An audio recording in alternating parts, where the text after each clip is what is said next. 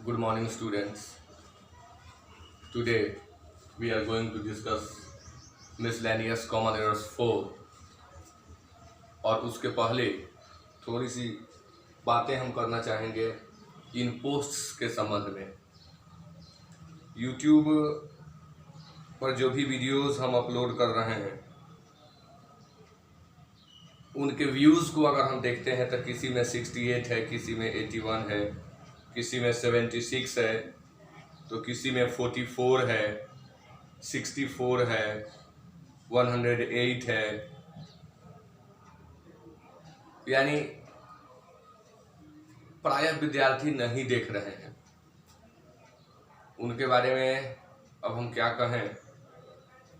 और दूसरी बात, जो लोग देख भी रहे हैं उनका कुछ रिस्पॉन्स नहीं मिल पा रहा है। अगर हम वीडियोस के लाइक की बात करें तो किसी में 15 लाइक है, किसी में 20 लाइक है।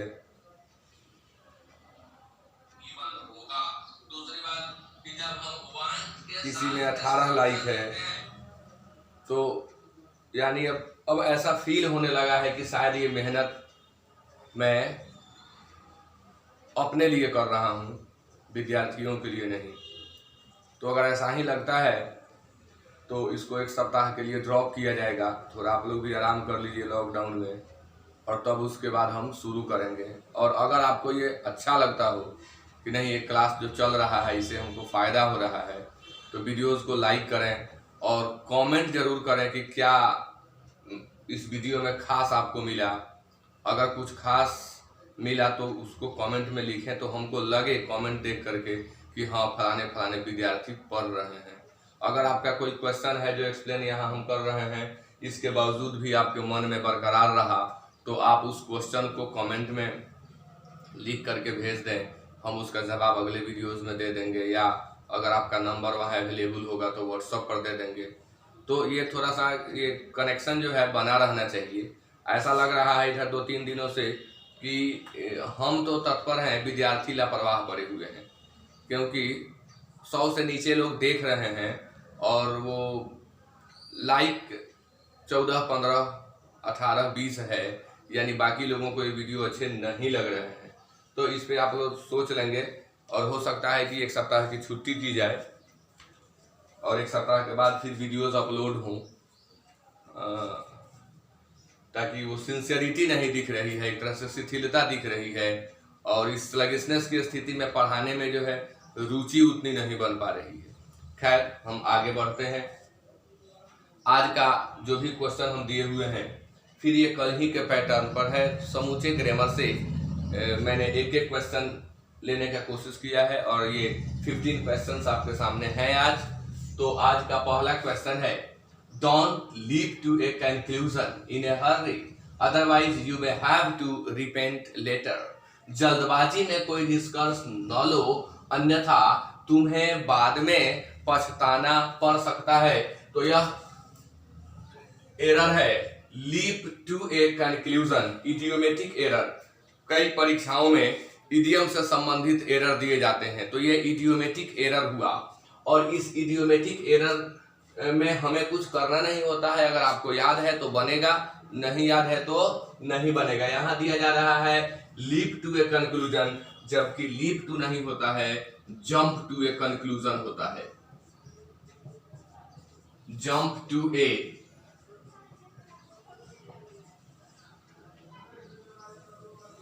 Jump to a conclusion, it means निष्कर्ष पर पहुंचना, बिना सोचे विचारे जल्दबाजी में कोई निर्णय ले लेना, जंप टू ए कंक्लूजन कहलाता है। तो आंसर होगा 1, और लीप के जगह पर जंप का प्रयोग करेंगे।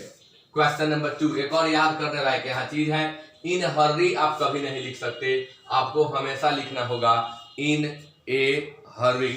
आर्टिकल के अंतर्गत ये चीजें बताई जाती हैं। Question number 2, all the courtiers stood up respectively when the king entered the hall। जब राजा हॉल में इंटर किए तो सारे दरबारी खड़े हो गए। रेस्पेक्टिवली का मतलब होता है क्रमवार, यानी क्रमशः एक के बाद एक करके खड़े हुए। ऐसा नहीं होता है। जब शिक्षक क्लास में एंट्री करते हैं या जब राजा या कोई बड़ा अधिकारी एंट्री करता है तो जो उसके अधीनस्थ हैं सभी एक साथ खड़े हो जाते हैं। तो ये नहीं कहेंगे कि रेस्पेक्टिवली खड़े हो गए, रेस्पेक्टफुल्ली खड़े हुए। रेस्पेक्टिवली के जगह पर हमें रेस्पेक्टफुल्ली का प्रयोग करना होगा।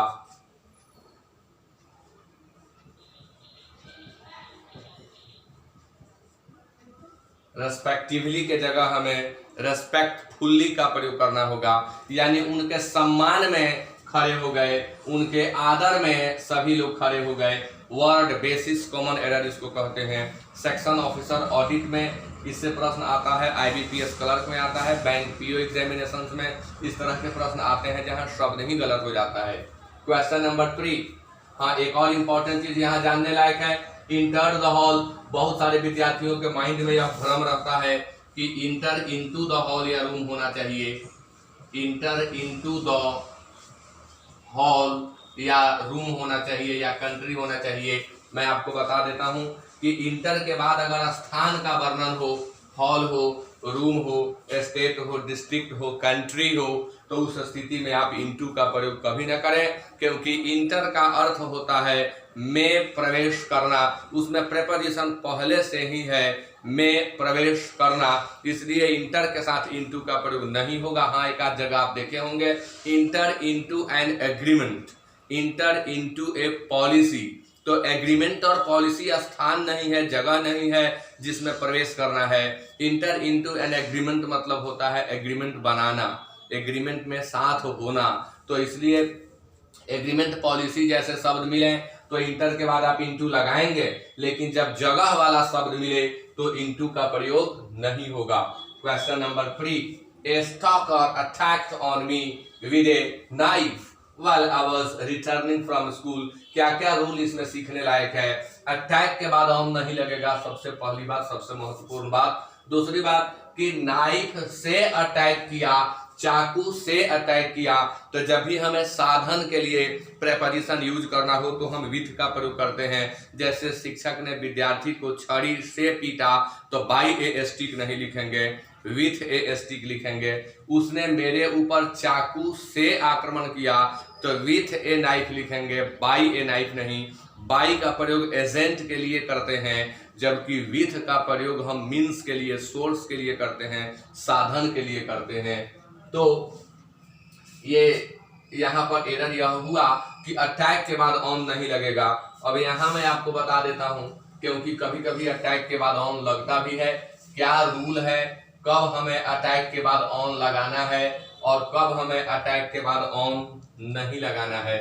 तो आप देख लें, जब जब अटैक वर्ब का काम कर रहा हो तब तब आप ऑन का प्रयोग नहीं करेंगे, और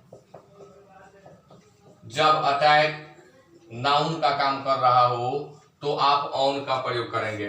तो फिर जो कमजोर स्टूडेंट हैं उन्हें परेशानी होती है कि कैसे पता करें कि अटैक नाउन कब है। मैं एक और आसान चीज आपको बता देता हूं, अटैक जब भी नाउन का काम करता है तो इसके पहले एक डिटरमाइनर रहता है, और अगर डिटरमाइनर लगा हुआ है तो आप अटैक के बाद ऑन लगाएं।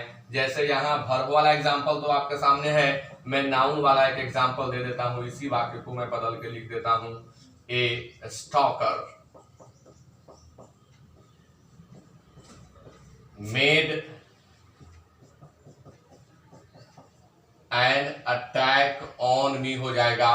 जब हम मेड का प्रयोग कर दिए तो वह वर्ब बन गया, सॉरी हाँ ठीक बोल रहे थे। जब हम मेड का प्रयोग कर दिए तो मेड वर्ब बन गया और अटैक नाउन बन गया। और यहाँ देख लीजिए, जैसे ही नाउन बना एक डिटरमाइनर ले लिया। तो उतना अगर रूल आपके दिमाग में नहीं आता है, एक ट्रिक दिमाग में रखिए कि अटैक के पहले डिटरमाइनर हो तो ऑन का प्रयोग अवश्य करेंगे, न हो नहीं करेंगे। Question number 4, the employees have been informed that mister Verma the director and the chairman is to visit soon. दो जगह स्पष्ट किया गया है। मिस्टर वर्मा एक तो नाम दिया गया, दूसरा इज वर्ब का प्रयोग किया गया। यानी ये जो दो पद दिए गए हैं, इन दोनों पदों को मिस्टर वर्मा ही धारण किए हुए हैं।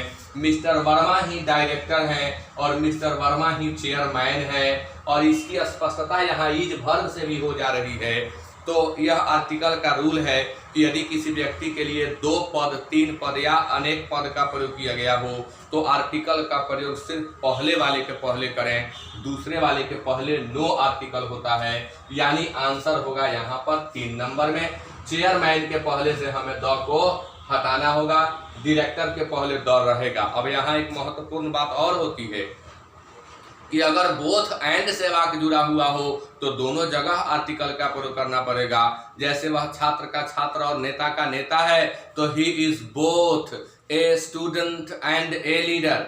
ये बात बिल्कुल ध्यान में रख लें, ये यहाँ से वहाँ कंट्रास्ट हो जाता है। यहाँ मैंने बताया कि जब एक व्यक्ति के लिए 2 पद आया हुआ हो तो आर्टिकल आप पहले लगाएंगे। फिर इसका काट समझिए, अगर बोथ एंड से जुड़ा हुआ हो, नाइदर नॉर से जुड़ा हुआ हो, आइदर और से जुड़ा हुआ हो, नॉट ओनली बट ऑल्सो अर्थात कोरिलेटिव कंजंक्शन से जुड़ा हुआ हो, तब आपको दोनों पक्ष में आर्टिकल का प्रयोग करना होगा। और यदि कोरिलेटिव कंजंक्शन से नहीं जुड़ा हुआ हो, एंड से जुड़ा हुआ हो, बट से जुड़ा हुआ हो, तो आपको केवल पहले आर्टिकल लगाना है, बाद में आर्टिकल नहीं लगाना है। Question number 5, 22 years have passed when I came to Chhapra. जब से मैं छपरा आया 22 वर्ष बीत चुके हैं। तो यह क्वेश्चन कंजंक्शन चैप्टर के अंतर्गत आता है और कंजंक्शन में टेंस में मैं एक ट्रिक पढ़ाता हूं कि अगर पहले प्रेजेंट परफेक्ट टेंस आया हुआ है तो हमें सिंस का प्रयोग करना पड़ता है उस स्थिति में जब बाद वाला पार्ट सिंपल पास्ट टेंस में हो। जब यह स्ट्रक्चर काम कर रहा हो तो 99% में हमें सिंस का ही प्रयोग करना पड़ता है। एक बार हमें अर्थ भी निकाल लेना चाहिए।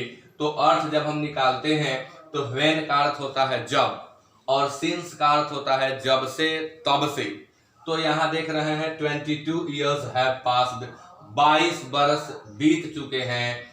जब मैं छपरा आया, गलत, जब से मैं छपरा आया तब से 22 वर्ष बीत चुके हैं। यानी जब से तब से का यहाँ अर्थ निकल रहा है। इस तरह की स्थिति में व्हेन या कोई दैट भी कई बार आया है परीक्षाओं में, न व्हेन लगेगा न दैट लगेगा, यहाँ हमें सिंस लगाना पड़ेगा और पैटर्न इसका यही होना चाहिए। Question number 6, the vigilance team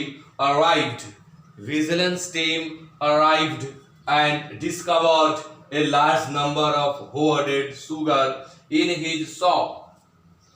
horde मतलब होता है इकट्ठा करना, यानी गैर कानूनी तरीके से जिस चीज को इकट्ठा नहीं करना है, सप्लाई करना है, उसको होर्ड कर देना, उसको इकट्ठा कर देना होर्ड कहलाता है। होर्ड का एंटोनिम होता है सप्लाई। तो विजिलेंस टीम आई और पता लगाई कि उसके यहाँ बहुत अधिक संख्या में शुगर जो है रखा हुआ है। सोचने वाली बात है कि चीनी की संख्या होती है, चीनी की संख्या नहीं होती है। तो जब अनकाउंटेबल नाउन के लिए आप इस तरह का प्रयोग देखें तो आपको काटना होगा। अनकाउंटेबल नाउन के लिए नंबर शब्द का प्रयोग नहीं करते हैं। या तो हम नंबर के जगह पर यहाँ अमाउंट का प्रयोग करेंगे या हम क्वांटिटी का प्रयोग करेंगे, क्योंकि बात शुगर की हो रही है, चीनी की हो रही है।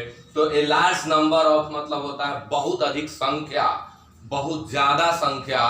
तो जब बात चीनी की हो रही है तो संख्या में आप वर्णन नहीं कर सकते। एडजेक्टिव का यह कॉमन इरर है। यहाँ हमें या तो अमाउंट का प्रयोग करना होगा या क्वांटिटी का प्रयोग करना होगा। Question number 7, A good friend of मी। यह क्वेश्चन प्रोनाउन से है। इसका ट्रिक होता है A/N plus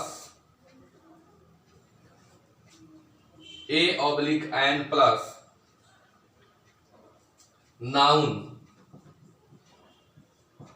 plus of plus possessive pronoun. जैसे अगर हम कहते हैं कि एन एनिमी ऑफ मी, तो कुछ लोगों को यह सही लगता है क्योंकि सामान्यतः यह याद किए हुए है रूल कि ऑफ के बाद या प्रेपोजिशन के बाद ऑब्जेक्टिव केस आना चाहिए, तो कहते हैं कि नहीं यह वाक्य सही है। लेकिन नहीं, जब यह पैटर्न काम कर रहा हो तो यहाँ ऑब्जेक्टिव केस नहीं आता है, पॉजेसिव प्रोनाउन आता है और मी का पॉजेसिव प्रोनाउन माइन होगा। इसी नियम के आधार पर a good friend of me नहीं होगा, a good friend of mine होगा। Question number 8, my son tore pages after pages of my new book. यह एक नाउन चैप्टर से क्वेश्चन है और नाउन में नंबर चैप्टर से यह क्वेश्चन है। इसका रूल है कि जब दो सेम नाउन आफ्टर से जुड़े हों तो दोनों नाउन हमेशा सिंगुलर होते हैं तथा उनके लिए आने वाला वर्ब हमेशा सिंगुलर होता है। तो यहाँ दो same noun pages after pages, जब दो सेम नाउन आफ्टर से जुड़े हों तो दोनों नाउन हमेशा सिंगुलर होते हैं। यह रूल है, यह आपको याद करना होगा। तो पेजेज आफ्टर पेजेज के जगह पर हमें लिखना होगा page after page. Question number 9, you must get all the letters send as soon as possible. जितना जल्दी हो सके तुम्हें सभी चिट्ठियों को पहुंचवा देना चाहिए, भिजवा देना चाहिए। यहाँ हम कॉजेटिव वर्ब का प्रयोग देख रहे हैं और जब वाक्य में कॉजेटिव वर्ब के रूप में गेट या हैव का प्रयोग हुआ हो तो वहां हमें भी3 का प्रयोग करना पड़ता है। इतना लंबा चौड़ा रूल अगर आपको याद नहीं रहता है, अगर आपको पॉजिटिव वर्ब समझ में नहीं आता है, कोई बात नहीं, आप मेरा ट्रिक देखिए और इस ट्रिक से क्वेश्चन बना सकते हैं। अगर गेट या हैव है और गेट या हैव के बाद ऑब्जेक्ट आया हुआ है तो वहां आने वाला वर्ब तीसरे रूप में ही होगा। तो गेट यहाँ लगा हुआ है, ऑल द लेटर्स ऑब्जेक्ट है, तो यह सेंड जो है गलत है। इसके जगह पर हमें सेंट लिखना होगा क्योंकि यह पॉजिटिव वर्ब का रूल है। गेट हैव के बाद ऑब्जेक्ट हो तो ऑब्जेक्ट के बाद आने वाला वर्ब तीसरे रूप में रहता है। इस ट्रिक को आप याद कर लें। पॉजिटिव वर्ब का डीप नॉलेज नहीं होगा फिर भी आप क्वेश्चन देखते बना देंगे। Next question number 10, I wait for him unless he comes back. I'll wait for him unless he comes back। यह एरर भी कंजंक्शन चैप्टर से ही है। I'll wait for him, मैं उसकी प्रतीक्षा करूंगा यदि वह वापस नहीं आएगा। कैसे कह सकते हैं हम, क्या यह कॉम्बिनेशन सही है? मैं उसकी प्रतीक्षा करूंगा यदि वह वापस नहीं आएगा। यहाँ हमें ऐसे कहना है कि जब तक वह वापस नहीं आएगा मैं उसकी प्रतीक्षा करूंगा। तो here we have to differentiate between unless and until। आपको मालूम है कि unless और until दोनों नेगेटिव होते हैं। unless और until दोनों नेगेटिव होते हैं। अगर हम इनके हिंदी की बात करें तो unless का हिंदी होता है यदि डैश डैश नहीं डैश डैश तो, और यह कंडीशन को दर्शाता है, शर्त को दर्शाता है। अब हम बात करते हैं until की, तो अंटिल का अर्थ होता है जब तक डैश डैश नहीं डैश डैश तब तक, और यह टाइम को दर्शाता है। तो यहाँ शर्त की बात नहीं है, यहाँ टाइम की बात है। इसलिए अनलेस के जगह पर यहाँ अंटिल होगा कि जब तक वह वापस नहीं आएगा मैं उसकी प्रतीक्षा करूंगा। इसलिए यहाँ अनलेस के जगह पर हम until करेंगे। Question number 11, having acquired some knowledge he is not one of those who believes everything he is said। he is said passive voice, उससे कहा जाता है। यह एरर प्रोनाउन चैप्टर से है और रिलेटिव प्रोनाउन के अंतर्गत या सिंटैक्स के अंतर्गत यह रूल पढ़ाया जाता है कि verb is used according to the antecedent not to the relative pronoun. Verb का प्रयोग हम एंटीसीडेंट के अनुसार करते हैं, रिलेटिव प्रोनाउन के अनुसार नहीं। Then what is antecedent? तो द नाउन और pronoun which comes just before relative pronoun is called antecedent. वह नाउन या प्रोनाउन जो रिलेटिव प्रोनाउन के ठीक पहले आता है उसे एंटीसीडेंट कहते हैं। तो इस वाक्य में हम देख रहे हैं हु रिलेटिव प्रोनाउन का काम कर रहा है, जो के अर्थ में आया हुआ है। तो हु के पहले वाला शब्द हमारा सब्जेक्ट होगा, एंटीसीडेंट को सब्जेक्ट मानते हैं। और जब हम दोज को सब्जेक्ट मानेंगे तो यहाँ बिलीव्स के जगह पर हमें बिलीव लिखना होगा। बिलीव्स के जगह पर बिलीव लिखना होगा। Question number 12, Sonu was telling that every staff was happy with the incentives। यह क्वेश्चन नरेशन चैप्टर के अंतर्गत आता है। सोनू was telling, इसे हम वर्ब का प्रयोग भी कह सकते हैं। टेल एक ऐसा वर्ब है जिसका प्रयोग बिना ऑब्जेक्ट के वाक्य में नहीं करना है। जैसे Sonu is telling, Sonu was telling या सोनू टोल्ड या सोनू हैज टोल्ड दैट कहना गलत है। हम टेलिंग का प्रयोग तब करते हैं जब वाक्य में ऑब्जेक्ट दिया हुआ हो। यदि ऑब्जेक्ट नहीं दिया हुआ हो तो टेलिंग के जगह पर हम सेइंग का प्रयोग करेंगे। तो नरेशन के अंतर्गत यह पढ़ाया जाता है कि सेड टू के बाद जब ऑब्जेक्ट हो तो उसे टोल्ड में बदल दें, और जब ऑब्जेक्ट ना हो तो सेड टू को सेड ही छोड़ दें और सेड दैट कर दें। तो या तो टेलिंग के बाद हम अपने मन से सुटेबल ऑब्जेक्ट यहाँ दें, और नहीं तो हम टेलिंग के बदले सेइंग का प्रयोग करें, क्योंकि टेल का प्रयोग वाक्य में बिना ऑब्जेक्ट के नहीं होता है। Question number 13, Had the police not reached there on time, the businessman would have robbed। यदि पुलिस समय पर नहीं, यहाँ भी एक महत्वपूर्ण रूल है। अगर वाक्य एक पार्ट में हैड लिए हुए है और हिपोथेसिस वाला वाक्य है तो अगले पार्ट में वुड हैव लेगा। उस नियम से यह सही है। इफ वाला वाक्य हो तो इफ पहले होगा, सब्जेक्ट होगा, उसके बाद हैड होगा।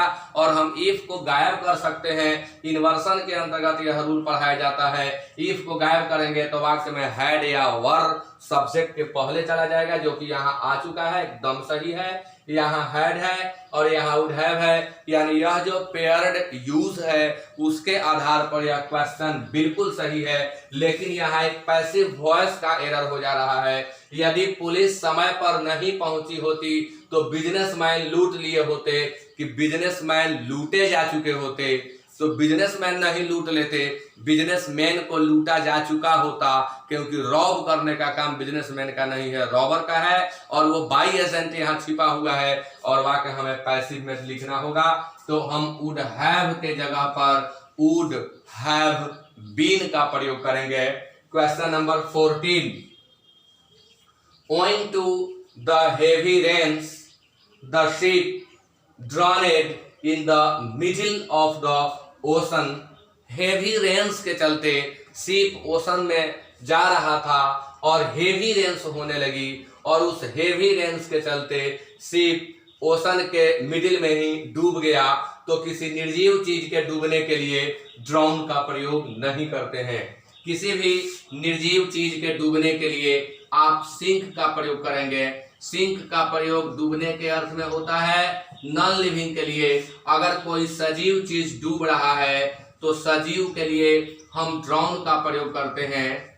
तो चूंकि जहाज के डूबने की बात हो रही है इसलिए यहाँ ड्रॉनेड के स्थान पर हमें सैंक लिखना होगा, सिंक का दूसरा रूप। और एक और जानकारी की बात मैं आपको बता दूं कि जहाज के डूबने या पलट जाने के लिए एक स्पेशल वर्ड होता है कैप्साइज।